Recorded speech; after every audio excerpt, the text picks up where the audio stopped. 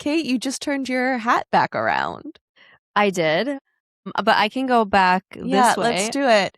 I'm Ashley, you're Mary Kate, and we are on our Roman holiday. I mean, guys, am I not giving Mary Kate Olsen in, what's that movie called? With the isn't it the Rome? Isn't it? I don't remember. No, the one where they're, the one. The one. You guys, I will say this about Mary Kate and Ashley Olsen. I am pleased with their journey. You know what I mean? I think they are getting to live their best lives, those two.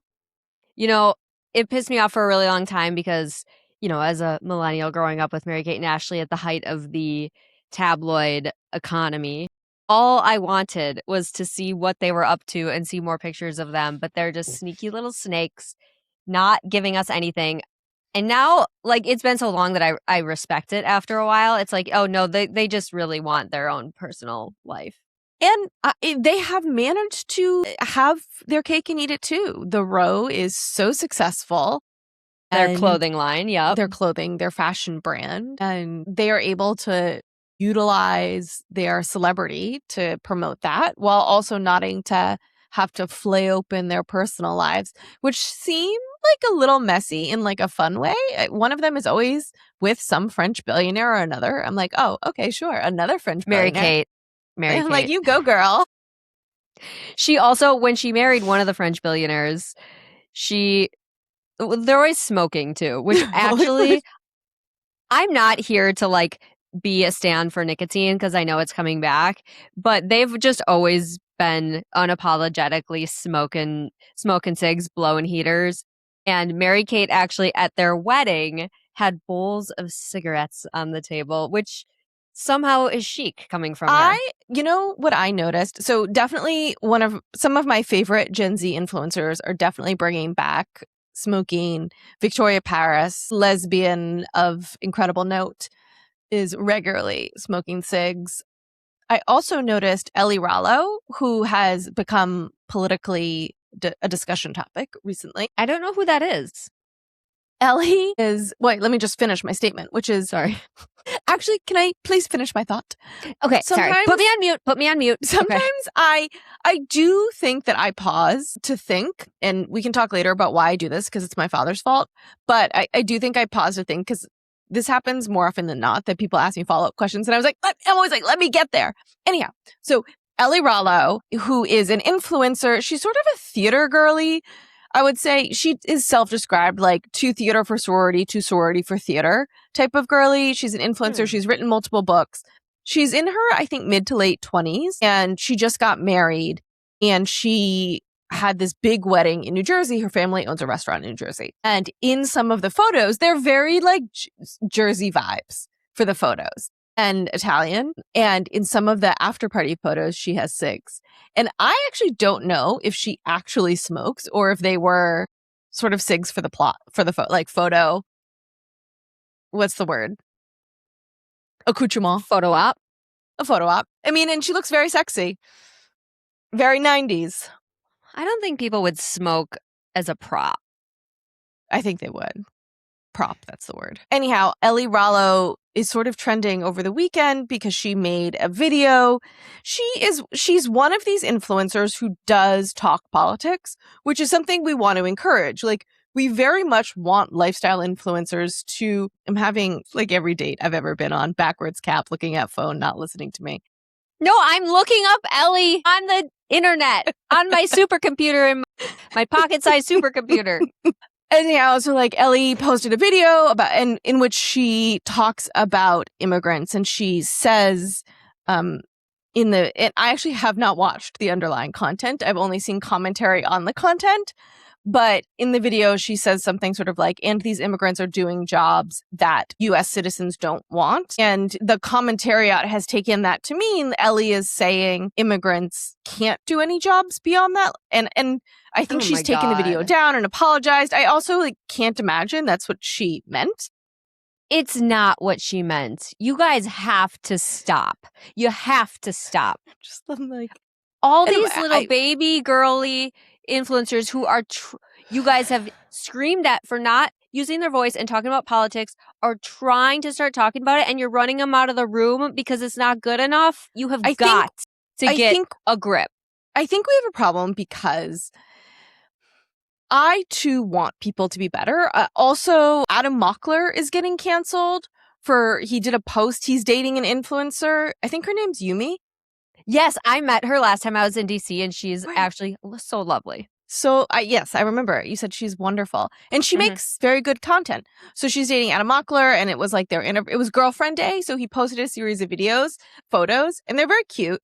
And in one of the photos, he's like faux joshing, like he's going to throw her over the edge. And people are like, he's promoting violence against women. And a lot of people. And like, I spent many years working for a domestic violence legal services provider. I can understand how there are survivors who feel triggered by that content. But I also don't think Adam Mockler and his girlfriend Yumi are like normalizing violence against women. I think they're joshing around. You know what I mean? And like, there has to be a distinction, and people have to sort of be able to have fun. And this sort of puritanical pitchfork nature of the internet right now is sort of like, I'm like, I don't know. Can we just have some giggles, you guys? Yeah. I mean, like, everyone's on pins and needles.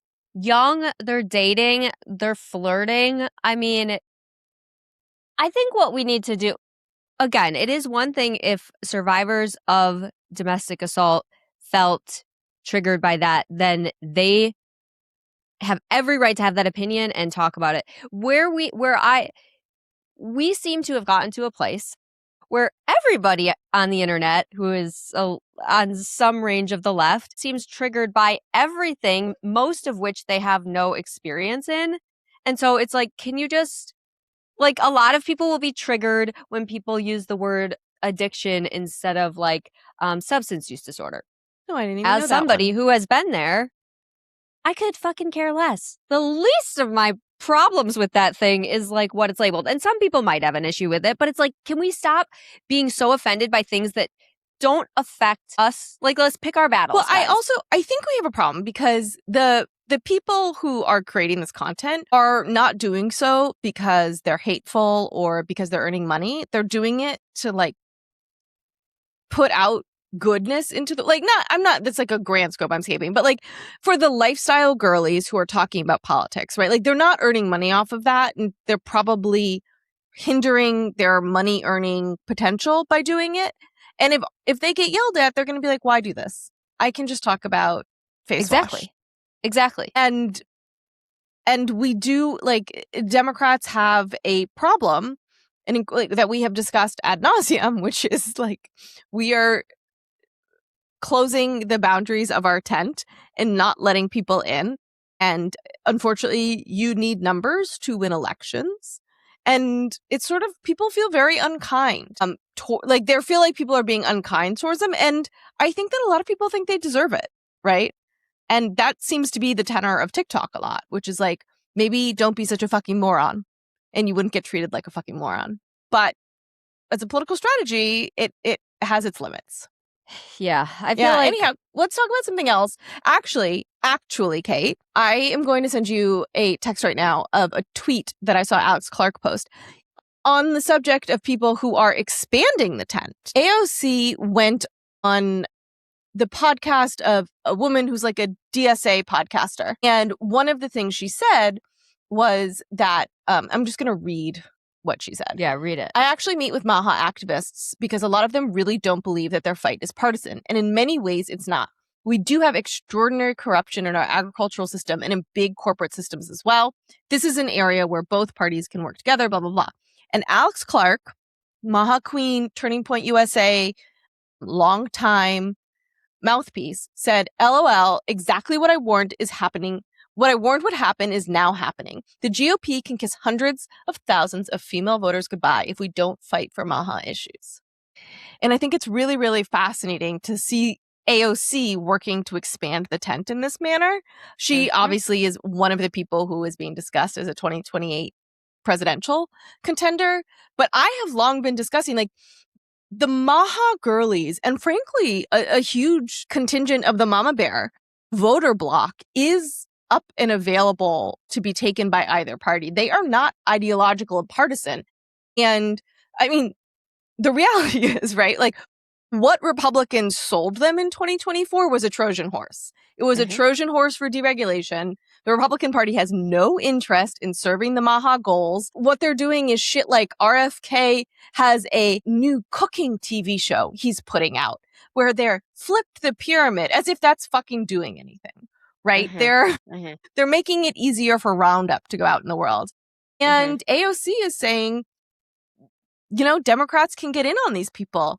And Alex is validating that. And I saw people in the comments were like, AOC's lying. And Alex was like, no, those MAHA activists are my friends. They met with her. She's not. No. Yeah. And I don't even need to know that she met with them because I know that she's not lying because that is the strategic thing to do.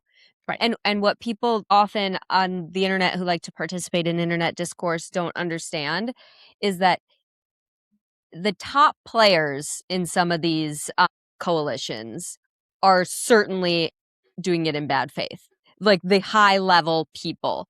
But a lot of the people who join it and get involved are not doing so in bad faith. They are trying to solve a problem that they have been dealing with for a long time. And with MAHA, it's often tied to health problems their kids have experienced and not gotten a diagnosis and very real struggles with our broken healthcare system. Like, yeah.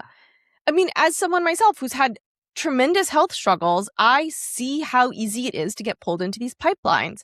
I saw some tweets from some holistic woman who has then been taking all of these supplements, and then now she's injured her body. She's having to seek medical care. And it's like the irony of these people who were pulled, right? Like, there was an episode of The Pit on that. It was good. Was there?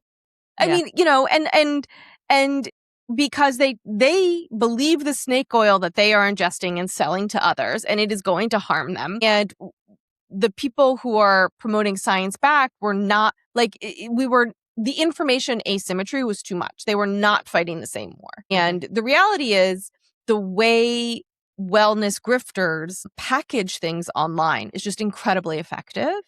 And the way science people package things online has historically been not as effective for the means and modes of information consumption today. Is that a nice way to say it?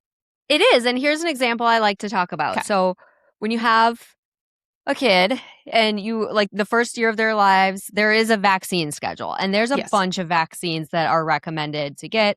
They're all named crazy things. And even like they're for diseases that have been eradicated a long time ago, mostly because of vaccines. Yeah. But so when you're in there and they're like, all right, so we have them set up to get blah, and like, I can't even remember them off the top of my head, blah and blah and blah and blah today, you know, and it's like, okay, you know, they talk about what it is and not like what it's preventing. And I always say, hand, foot, and mouth, any toddler parent knows is like the bane of our existence. And it just shows up. It just goes through daycares and it shows up and it's just awful. And I'm like, I guarantee MAHA or not, Republican or Democrat, if you walked into a pediatrician's office and they were like, do you want the vaccine for hand, foot, and mouth?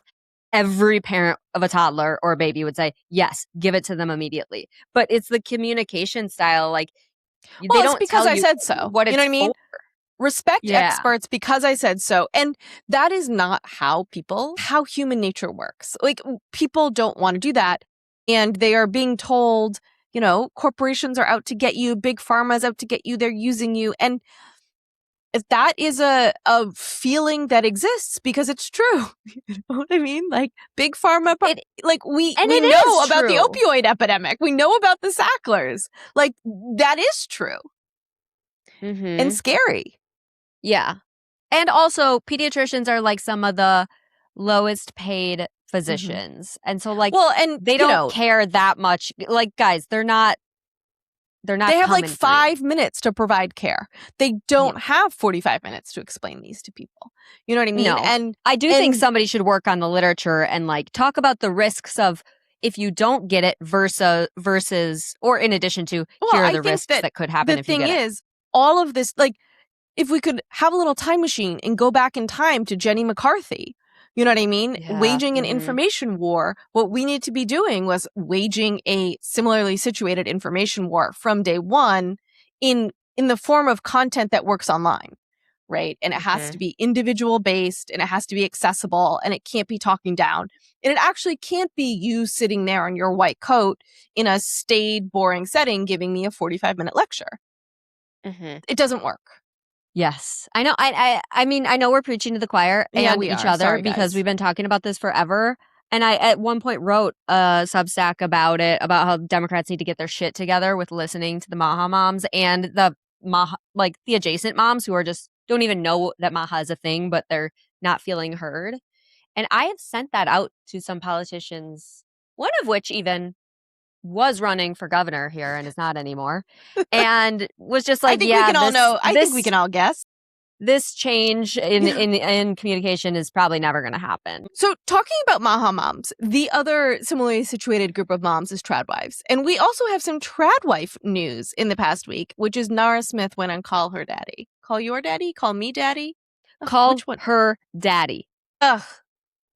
Call her daddy. Okay, I very briefly saw this discourse, but I didn't watch any of the clips, and I know who she is only in the sense that I know she's a tradwife influencer, but that is literally all I know. So I'm like salivating at the mouth to hear the whole story. Can you fill me in, please? So Nara Smith is a model. She married fellow model Lucky Blue when she was, I think, 18 or 19, immediately started having children. I believe she is Mormon. But she grew up overseas in Germany. I think she has a military family. And she is a working model. She started creating content where she would make things like Cinnamon Toast Crunch from scratch while wearing couture gowns and sort of doing very soft speaking and talking about how she's making food from scratch for her very young family and how she wants to have a lot of children, and they've bought a house in Connecticut where they have chickens and da-da-da-da. She recently became, again, even more viral because one of her very young children has cancer, which is incredibly tragic. And then there was this really weird moment where the MAHA moms were like, even Nara Smith, who feeds her children organic, even her kids are getting cancer. And it's like, yeah, because, yeah, you know what I mean? Like, eating organic isn't really a cancer preventative, like in totality. Like, bad things can happen. Especially, I would assume, in pediatric cancer cases. I would imagine so. We're not doctors. It took 18 minutes this time. We are not doctors. I may be a middle-aged Jewish woman who thinks she has an MD, but I am not, in fact, a doctor. Yeah, I don't think anybody can deny at this point that there are certain ingredients and things that will increase your risk of cancer over time, but I don't think that those environmental factors are as much of a factor in pediatric cancer. I think also more my point is being what I find I'm trying to, I'm eating my words here. What I have seen happen is people are following these clean eating schedules and getting extremely obsessed and believe that by controlling what goes in their body and taking all of these supplements and, like that Brian, that weird guy who thinks he can live forever, that there's some thing that you can control that will prevent you from getting sick. And that is not true. Right? Like, there is no apex regime that any of us can do that will prevent illness. There are things that you can avoid, things that will improve your outcome, but obsessing over all of this is not a means to an end of a life free from sickness, right? And in fact, participating in some of the things like vaccines and preventative care and all of those things are what will help you. But anyhow, beside the point. So Nara Smith, she was very much lumped in with Hannah Nealman of Ballerina Farms as the huge tradwife influencers. And I have always been of the mind that Nara and Hannah are not the same. Whilst they are both obvious career women, I feel that Hannah is very much trying to put forward the tradwife influencer idea. And Nara was more playing on the aesthetics of it all. But I don't think she was ever expressly claiming that. However, she did talk about how getting married young and having children young is really important to her. And she did collab with Hannah Nealman and says they are friends and definitely promoted that. And so she went on Call Her Daddy and said, I'm not a tradwife. I don't know why anyone ever called me a tradwife. I am a working model. I am a working mom. I split household tasks 50-50 with my husband. And the people of the internet that I follow were very much like calling BS on this. It's just no longer economically advantageous for her to claim to pursue and put out this tradwife propaganda. And some people are attributing it to the success of yesteryear, which I find really interesting, but also just sort of a new moment and aesthetic more towards boss lady. We're bringing back boss lady? No, what I have noticed, I think that there was a confluence of persuasion leadership happening on the right for a while, where the men were setting the standards for what the sort of big picture arguments would be. And so the sort of tradwife ideology was ascendant. A lot of that was coming from very far the Christian right. And now over the last year, I think there's been a lot of buildup in building more accessible right-wing communicators. And they know that tradwifery is not good messaging. Women don't want that. They want something in the middle. They want their own sort of set of complicated, nuanced ideas of how to have family and career and da-da-da. So I have increasingly seen from conservative influencers who are talking about the primacy of motherhood and family as women's work, who are nonetheless obviously full-time career women, including in some cases being the main breadwinner for their family. They are now articulating this nuance more and saying, we're not saying you have to be a tradwife, but we're just saying marriage and motherhood is the most important thing you can do. And it is that is how you fulfill your purpose. Interesting, which is, true. I haven't seen that pivot as much. That's not true. Marriage and motherhood is not a woman's main purpose, per se. No, it's not. But I thought I was responding to, like, them pivoting more to, like, it doesn't matter what you, like, you can do either thing and still feel purpose. Sorry, that's what I was responding to. I was like, no, you don't think that, Kate. No, I don't. Sorry. But hearing you say that they're pivoting away from the more extreme edges of that is interesting. I was thinking as you were talking too, if I've seen that, and I don't feel like I've seen it as much, but now that I'm also thinking, I feel like a lot of those, and I follow them, have like fallen out of my algorithm too. Yeah. I wonder why they're making that shift, and if they've done polling that just told them they went too far and they need to pull it back. I don't know. I think that is what happened. And I also think that, so the Nara Smith of it all, she is obviously driven by money, right? Like, everything she is doing is to make money. And so when the tradwife aesthetic was what was going to make her popular, she was doing it. I'll also say, like, distinction, what is the distinction between her and Martha Stewart for all of these years? And good question. I do think that her vibes was part of it. And I do think her discussion of the importance of having children to her when she was young. And I always found her framing it as herself, right? Like she wasn't telling other people what to do. Whereas I do think Hannah Nealman has plans to be more evangelical about her life choices. Mm-hmm. I think that Nara Smith was always, to me, clearly trying to ride the train, but she was nonetheless like riding and promulgating these conservative talking points about like how we define womanhood and all of that. Does she ever talk about politics, or like has she gotten involved in any campaigns or anything like that? No.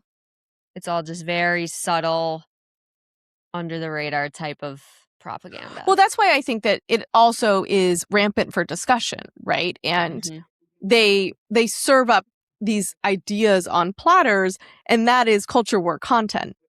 It's not expressly political, and that is what is, frankly, in part, so titillating about it. It's like, who are these people? What are they doing? And that is one of the things that was so good about Yesteryear as a book, is it was giving you a behind the scenes in which, on what someone, not Hannah Nealman, but someone Hannah Nealman is thinking, which I called Yesteryear Hannah Nealman Ballerina Farm fanfic. And I got a bunch of DMs being like, Caro's not a fan. And I was like, I don't think that's what fanfic means. I think it's like, it's very clearly about Hannah. Right. I just reposted a video that somebody else reposted of her taking a butcher knife and cutting into a beet and then using the juice of the beet as like blush and lipstick. And I like quote tweeted it and I said something like, I prefer to use the blood of Republicans I've recently killed, but this is fine.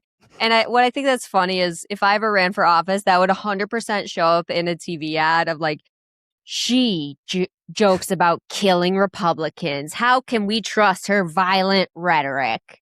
Is she joking? Somebody better check her basement. So I have long talked about my problem with critiquing Hannah Nealman is my love and adoration of her content. Yeah, you love it. I love it. Because it's gorgeous. She's gorgeous. Where she lives is gorgeous. She's baking bread. She's not... Well, she makes it look like she's not sitting behind a computer answering emails like us, but we know that she is. Yeah. But she doesn't film that part. I mean, and, like, I also watch television shows. I also watched Hail Mary last night. I mean, it took me 3 nights to finish, but I finally finished Hail Mary last night, that movie about space. And I know that the people who made it aren't really going to space. You know what I mean? I know Ryan whatever is an actor. I don't know.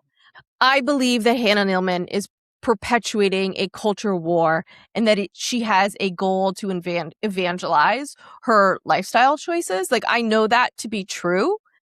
Even if she didn't start out that way. Yeah, I mean, she's put that information out on the internet, right? That they want to make a center for people to come and visit and learn about this stuff. However, I also think that the tradwife culture war is vastly more complicated than people make it out to be. And that Hannah and Nara are riding the wave created by other people who are express political actors. Mm-hmm.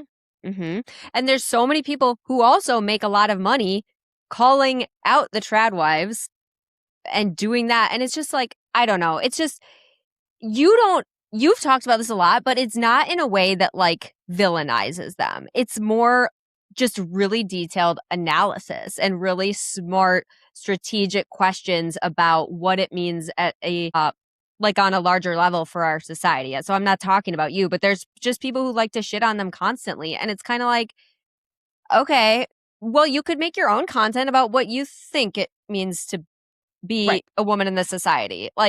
Shut up. I do think that one of there is, and sometimes people will say, well, why isn't anyone making content about the opposite thing of tradwife dumb? And I'm no, do you want to answer that? Yeah, I mean, all of the other major lifestyle influencers are, you know what I mean? That is what they are doing. And there's so many of them. However, no one is harnessing that narrative for political aims. And that is the missing link. And I think people have completely and totally misunderstood the persuasive weaponry and how it needs to be organized and orchestrated. And that is the problem. And yes, Kate. And how long it takes. Yes, you're right. And because how this is a long-term strategy. It took my favorite line, took 50 years to overturn Roe. Yeah. And Republicans have always understood that. So they're always planting seeds that they know they're not going to see for sometimes 5-10 years, maybe more. Whereas Democrats are pulling out their wallet and seeing what they can fund that will help them in the very cycle they're in and literally not thinking beyond that. Right. For the most part, not everybody, but mostly. There is not funding to do long-term persuasion. And I'll say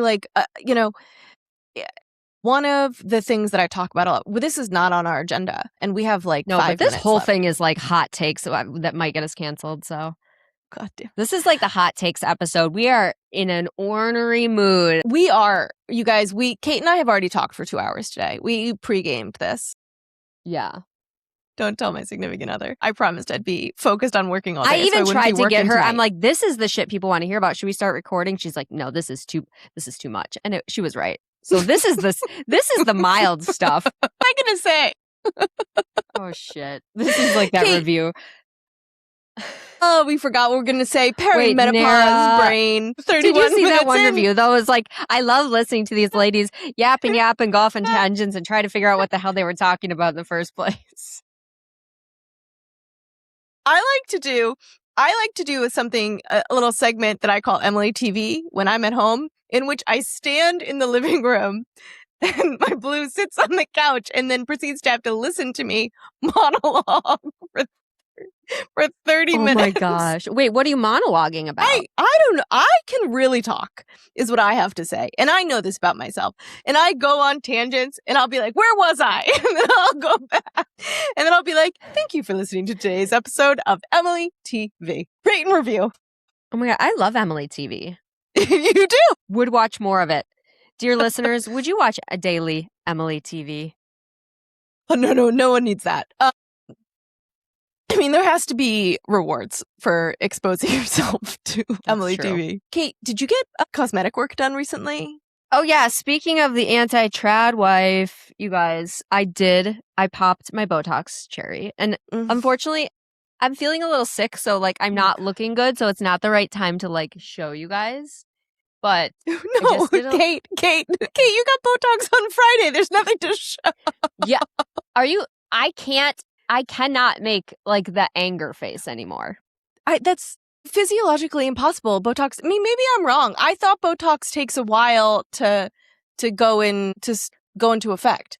Botox go into Well, it's effect. been. I mean, okay. Here, fine. I'll just take off my hat with my dirty hair. Okay. People start seeing improvements in 3 to 5 days. I can still raise it and get these. Yeah. But like I can't. Yeah, you're right. It's not as much as before. Make the 11s anymore. How do I look, guys? Amazing. Do you think I'm going to be able to get some of those lifestyle contracts? Did we cure resting bitch face? Really? I get the FDA clinical maximum of Botox every 3 months from medical doctors. However, I have always long for my entire career been accused of showing no facial expressions. Like, so it's not even really the Botox? So I'm not convinced it's the Botox. I remember I had the a boss. Opposite problem. My first job out of law school, I had a boss who would get very mad because I would never make facial expressions expressing like my consternation over disappointing them. And I'd be like, well, sorry. I mean, we cannot win, you know? No, we can't win. And I was just like, I'm not going to grovel. You know what I mean? I'm not a groveler. Yeah. You're not going to see it on my face. Like, be more perceptive. You know, I mean, you're going to have to dig a little deeper to really understand if I'm pissed at you or not. And chances are I am. Chances are you fucking piss me off. Don't hurt yourself thinking about it too much. You know what else, Kate? Have you heard about the Max Miller, Bernie Moreno thing? Okay, yes. And first of all, now I have gathered that Max Miller is a shit-ass ex-husband and congressman in Ohio. But Bernie Moreno is his, father-in-law? And senator. Who is he? A senator. A literal United States senator. From Ohio? Yeah. So Max Miller was married to Senator Bernie Moreno's daughter and Emily. We are everywhere. And Emily and Max Miller have a young daughter. And they have been in a protracted divorce for quite a few years. And it has come out recently that there are very serious allegations of spousal and child abuse against Max Miller from his ex-wife. And Bernie Moreno has essentially not been standing up for his daughter in any meaningful way. And people have been like, oh, you're just eating shit because you're a Republican and you care more about a Republican winning an election than you do standing up for your daughter who's being abused.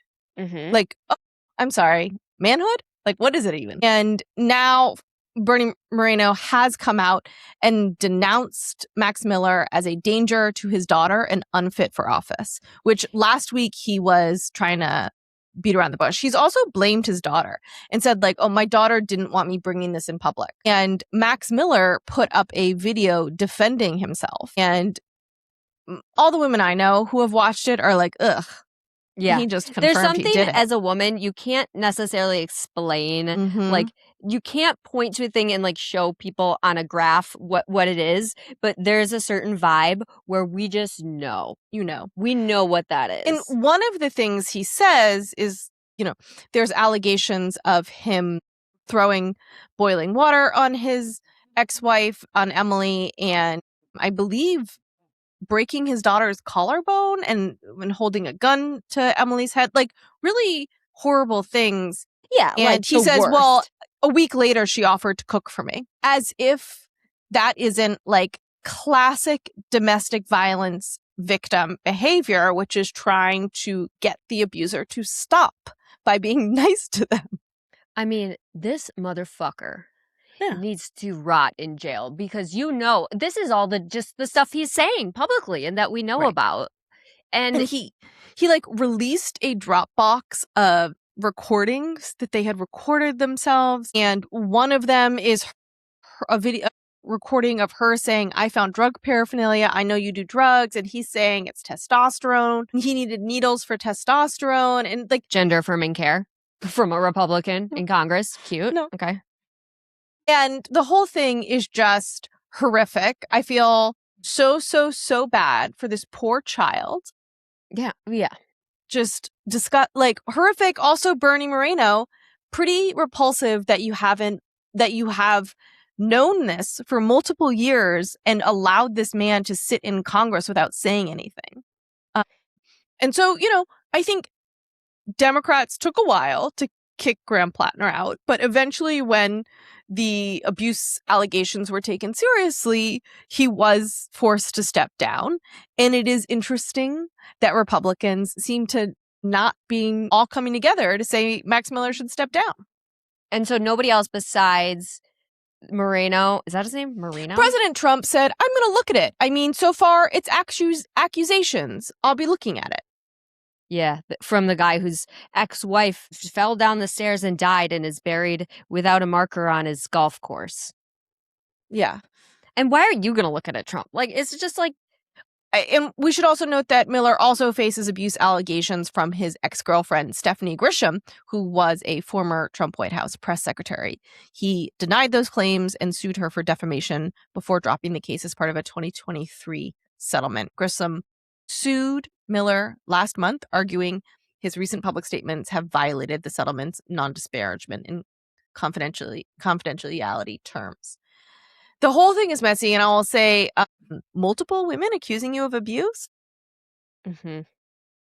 And yet we live in a society where I would bet enough backlash happens that he resigns from Congress and probably gets out of something at a trial or whatever, and then he'll go on to make high six figures doing something else in politics because we all saw Chris Brown beat the shit out of Rihanna and he still has a career. Yeah, so the deadline for him to drop out of the race is this Wednesday. That would trigger a special election to replace him on the ballot. So we're going to find out pretty quickly after this pod is dropped what's going to happen if he withdraws. What about Mike DeWine or whatever? Is that his name? The governor? Or like, have any other Republicans in Ohio said anything? That's a great question. One name that's being floated right now is the GOP state chair, a state senator who has the capacity to self-fund a campaign. So there's certainly already discussions in Ohio about who could replace Max Miller. We'll see. We'll find out. But I'll also say, it does not seem there. Conservative influencers that I follow are not talking about this obsessively in the way one would hope they would. Of course not. Of course not. Kate, we have 5 minutes left. Is there anything happy that we can talk about? We didn't put anything happy on our list. I will say there's some other things on our list. They are less than happy. We were going to talk about what the word establishment means when it comes to yapping about Democrats and RFK Jr. and his brainworm. You wrote JFK on our list. Here's something happy that I'd like to talk about. I'll get letters mixed up all the time. I also always say RGB wrong. RBG. Yeah. I was thinking about JFK, our first Catholic president, who was so hot, and Jon Ossoff, who could be our first Jewish president, and is likewise so hot and young. Let's talk about Jon Ossoff for the last couple minutes. Ugh. So, number one, you know what? We deserve a hot president. And I don't fucking care. You know what? I'm willing to say it. Like, I think that that's what we deserve.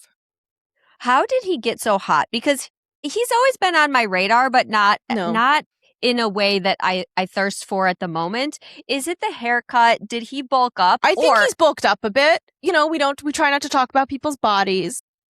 I'm fine talking about men's bodies and sexualizing them. Okay. And I will say, new actually pod policy. I always thought he was like a good looking guy, but like whatever. And then I heard him talk. And like something about him, first of all, he's smart and he like channels he wears his slutty little glasses. Yeah, and he has a slutty little hot voice. And well, he is a protege of the great John Lewis, who I think had an incredible speaking style. And I do think that he has worked really hard on his delivery.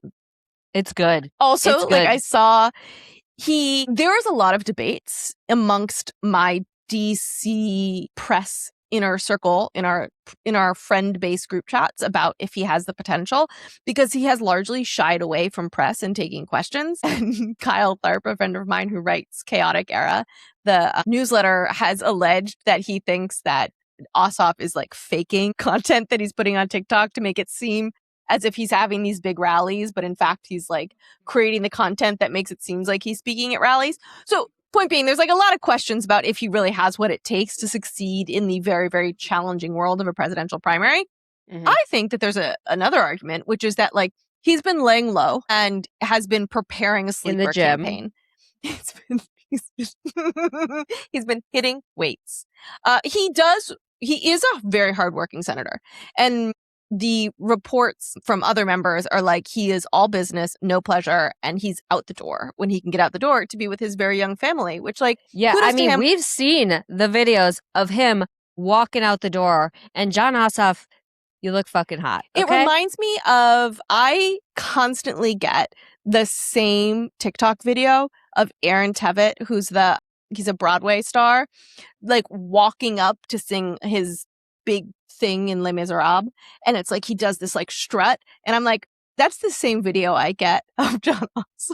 Yeah. And TMZ just asked Jon Ossoff like if he knows if that people think he has BDE, and he knew exactly what that TMZ reporter was asking.